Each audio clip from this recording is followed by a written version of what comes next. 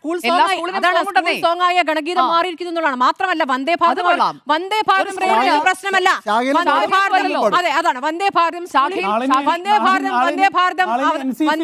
എക്സിൽ പോസ്റ്റ് ചെയ്യാൻ റെയിൽവേക്ക് തോന്നിയില്ല. റെയിൽവേക്ക് ഈ ഗണഗീതം തന്നെ പോകണമെന്നുണ്ട്. സ്കൂൾ സോങ് ആണ്. എന്താണ് കുഴപ്പം ഇന്ന് ആവർത്തിക്കും? എന്താണ് കുഴപ്പം എന്ന രൂപത്തിലേക്ക് ഇത് കൊണ്ടുവരും.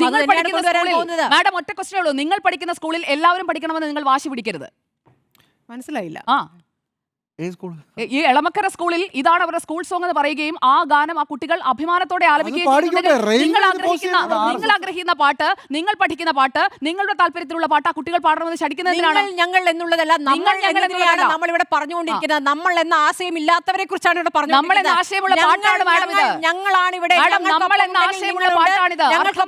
നിങ്ങൾക്ക് പോകാം പറയുന്നവരെ കുറിച്ചാണ്.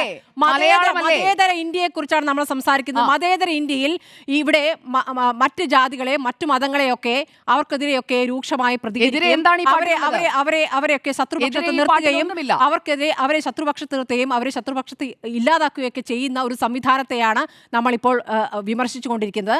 അതുകൊണ്ട് ഒരു തരത്തിലും മതേതരമല്ല. അതിൽ എല്ലാ പൂക്കളും എന്നൊരു വാക്കുകൊണ്ട് അതങ്ങനെ തീർക്കാനും പറ്റില്ല.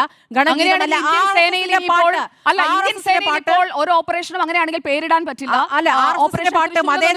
കാരണം ശൂലം ശിവന്റെ ആണല്ലോ എന്ന് പറയും. RSSന്റെ പാട്ട് മതേതരമല്ല. ഓപ്പറേഷൻ തൃശൂൽ റദ്ദാക്കണോ? RSSന്റെ പാട്ട് അല്ല. എല്ലാ കാര്യങ്ങൾക്കും പേരുകൾ അങ്ങനെയാണോ ഇടുന്നത്? ഇപ്പോൾ അതാണല്ലോ ഇട്ടുകൊണ്ടിരിക്കുന്നത്. അതാണ് അതുകൊണ്ടാണ് പറഞ്ഞത് ഇവിടെ ഹിന്ദു രാഷ്ട്രം ഉണ്ടാക്കാൻ വേണ്ടി പടിപടിയായി നിങ്ങൾ ചെയ്തുകൊണ്ടിരിക്കുകയാണ്. അതാണ് ചെയ്തുകൊണ്ടിരിക്കുന്നത്.